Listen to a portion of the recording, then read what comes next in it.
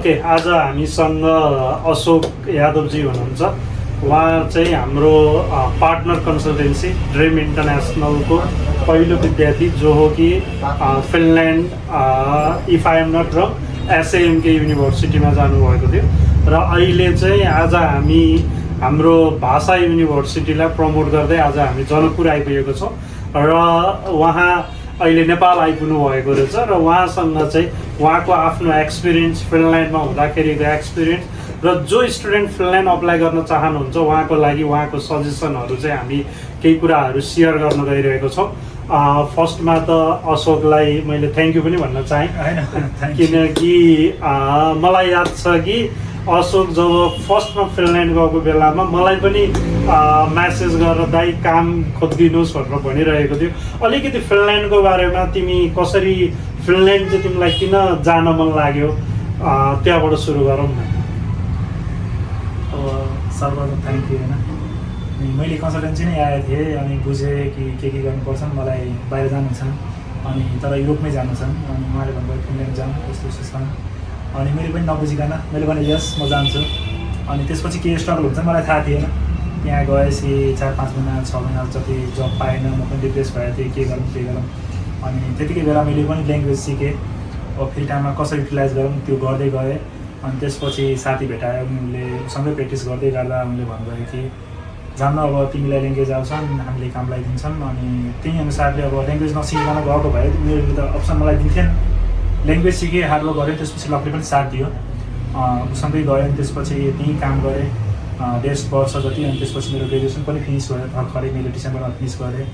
अनि त्यसपछि आफ्नै फिल्डमा as a sales manage director अनि कमर्सियल डाइरेक्टर्सको एक्सेलमा कामहरू हुन्छन्, अफिसियली काम हुन्छन् म्यानेजमेन्ट टिममा। उनीहरूले दिए राम्रै स्यालेरी पनि दिएछन्। अब स्ट्रगल हुन्छन्, त्यही अनुसारले मैले काम पनि पाएँ अनि सबै कुरा भयो। अनि सो मैले भन्छु अब एप्लाई नै गर्ने हो भने राम्रोसँग बुझौँ, किनभने अहिले सिचुएसन गाह्रो छैन। अब त्यतिकैमा अब हाम्रो स्किल्स पनि छन् भने त्यहाँ मिल्छन् काम। कतिजना छन् राम्रै स्ट्रगल गरेर राम्रै ठाउँमा पुगेछन्, कतिजनाले नपाएको पनि छन्, कतिजनाले 2 महिनामा पनि पाएको छन्, कतिजनाले 1 वर्षमा पनि पाएको छन्। सो आफ्नो केपेबिलिटी अनुसार बुझेर सोचेर सबै कुरा अलिकति जस्तो कि तिमी यहाँ कुन सब्जेक्टको लागि गएको थियौ? मैले बिबिए गएको थिएँ। ओके। अनि बिबिएमा सबै कुरा राम्रै नै गरेँ। 2 वर्षमा 2.5 वर्षमा मैले फिनिस गरेँ। अनि त्यही र बिबिए यो चाहिँ मैले अझ अरू हाम्रो स्टुडेन्टहरूलाई र प्यारेन्ट्सहरूको लागि पनि अझ तिमीबाटै मैले अझ क्लियरिटी होस् भनेर चाहिँ क्वेसन सोधिरहेको छु। 3.5 वर्षको कोर्स तिमीले फिनल्यान्डमा 2.5 इयर्समा कम्प्लिट गर्यौ होइन?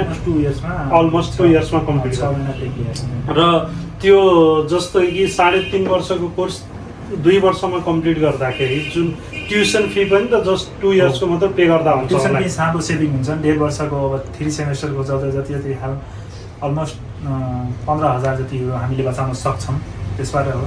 अनि स्कलरसिपहरू हुन्छन्। अब हामीले जस्तो सामकमा छन्, अहिले पनि स्कलरसिप छन्, अर्को युनिभर्सिटीमा पनि छन्, ल्याङ्ग्वेज स्कलरसिप मेट्रोपोलियामा छन्, भाषामा पनि उहाँले भन्नुभयो अहिले छ, सामकमा पनि छन्। हामीले मिहिनेत गऱ्यो भने प्लस हामीले रिटर्न ब्याक पैसा पनि पाउने हो, यो पनि पाउने हो, प्लस हाम्रो फ्युचरको लागि धेरै राम्रो हो त्यो कुरा। ल्याङ्ग्वेजको लागि इन्टरभ्यूमा गएर भोलि भने 6 जनाबाट हाम्रो 10 जनाको चान्सेस बढी हुन्छ। त्यस्तो छ।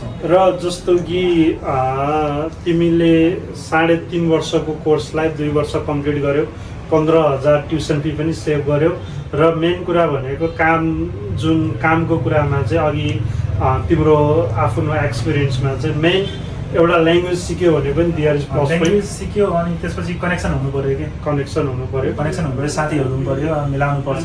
जसरी हुन्छन् अब घरमै बसी हुँदैनन् र पनि कतिजनाले बाहिर पनि जान्छन् तर त्यो अनुसारले हुँदैनन्। तर काम मिल्छन्, काम स्ट्रगल छन्, 1 वर्ष लाग्यो भने हुन्छ कि। र जुन तिम्रो अहिले भिजा चाहिँ तिमी कुन भिजामा छौ र कति वर्षको छ भिजा? अहिले मैले राइट आफ्टर ग्रेजुएसन मैले 4 वर्षको भिजा पाएको छु। ओके। त्यो स्टुडेन्ट ओपन भिजा हो। ओके। हामीले कन्ट्र्याक्ट पाइसकेपछि 1200 समथिङ युरो त्यसमा मन्थली हुनुपर्छ। ओके। 1600 सब 1400 हुनु परेन, 1200 हुन्छन्। अनि त्यही ब्याङ्क स्टेटमेन्ट देखाएर हामीले 4 वर्षको भिजा पनि पाउन सकिन्छ। ओके। यही टाइम पर्मिट हुन्छ र जस्तो कि ड्रिम र आइडिबीले चाहिँ हामीले मिलेरै फिनल्यान्डको धेरैवटा युनिभर्सिटीहरूलाई हामीले प्रमोट पनि गरिरहेछौँ, स्टुडेन्टहरू पनि पठाइरहेको छौँ।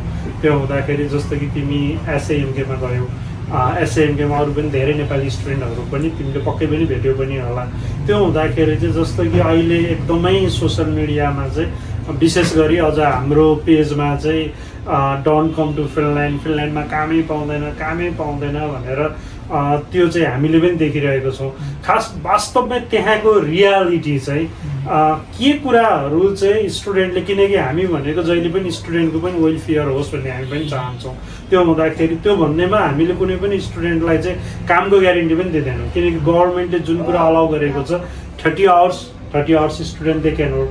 र मैले तिमीबाट जान्न चाहेको कुरा चाहिँ के कुरालाई चाहिँ स्टुडेन्टले ध्यान यहाँबाट जाँदाखेरि चाहिँ उनीहरूले के कुरा चाहिँ तयारी गरेर गयो भने चाहिँ उनीहरूलाई भोलिको दिनमा त्यहाँ गएर चाहिँ उनीहरू त्यति धेरै, किनकि कुनै नयाँ ठाउँमा जाँदैछ भने दुःख त अभियसली पाउँछ। मानव जनकपुरबाट काठमाडौँ कोही पनि लिङ्क छैन भने पनि त्यो नयाँ ठाउँ हो र नयाँ ठाउँमा भनेको स्ट्रगल त गर्नै पर्छ।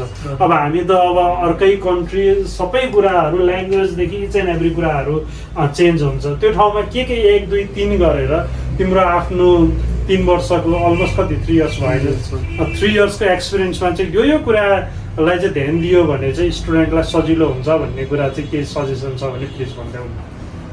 अब मेन कारण के हो भने काम नपाउनुको अहिले त इकोनोमी डाउन छ होइन, फर्स्ट पोइन्ट हो। युरोपमा सबभन्दा अनइम्प्लोइमेन्ट रेट छ त्यहाँ होइन। तर अर्को कुरा पनि आफ्नो मान्छे नभएर कि कनेक्सनै हुँदैन राम्रोसँग विद्यार्थीहरू पनि। जस्तो मेरो राम्रै कनेक्सन भयो होइन, अब विद्यार्थीहरूको कनेक्सन राम्रो। तर तिम्रो पनि पहिला कनेक्सन त थिएन नि, त्यही भएर भएको। त्यसपछि त्यही भएर भएको। मेरो पनि कनेक्सन थिएन, पछि गएर कनेक्सन भयो होइन फिनिससँगै। अब बोलीचाली भयो राम्रोसँग। म फिनिस ल्याङ्ग्वेज पढ्दै गर्दाखेरि, तर ल्याङ्ग्वेज पढ्दै गर्दाखेरि उनीहरूले अलिकति कुनै काममा सोधिदिन्छन् कि ल्याङ्ग्वेज छ कि छैन। हुन त काममा पढ्दैन त्यति, तर उनीहरू खोज्छन् कि मेन कुरा त्यस्तो हो। त्यसपछि यही अवस्थामा मान्छे हामीले पेसेन्स राख्न सक्दैनौँ कति बेला होइन। 1 वर्ष पनि लाग्न सक्छन्, तर 1 वर्षको हाम्रो कति खर्च हुन्छन् त्यो हिसाबले जानु पऱ्यो कि पहिले बुझ्नु पऱ्यो। न त त्यहाँ गएर फेरि डिप्रेसन हुन्छन् विद्यार्थीहरूले। साँच्चै अहिले काम पाउँदैन भनेको कारण पनि हो। अहिले यत्रो इकोनोमी डाउन छन् अनि बिजनेस कम्पनीहरू नयाँ कम्पनी आइरहेछन्। पहिला उल्टा आयो 2014-15मा, विद्यार्थीहरू धेरै भर्ना भयो। त्यति बेला मान्छेलाई ल्याइ जस्तो कि हाम्रोमा काम गरौँ भनेर। त्यो मेन 2-3वटा कारण चाहिँ यही छन् कि भनेको पहिला हाम्रो कनेक्सन हुँदैनन्, अनि त्यसपछि ल्याङ्ग्वेजको प्रब्लम त धेरै हो। तर ल्याङ्ग्वेज भएर पनि अहिले काम पाउनु गाह्रो छन्। तर 1 वर्ष 1.5 वर्ष भएपछि काम पाउन सजिलो छन् त्यो पनि भन्न सक्दैन, तर मिल्छन् काम, सबैले गरिरहेछन् भन्नु म त यतिकै भन्छु। ल thank you for your explanation.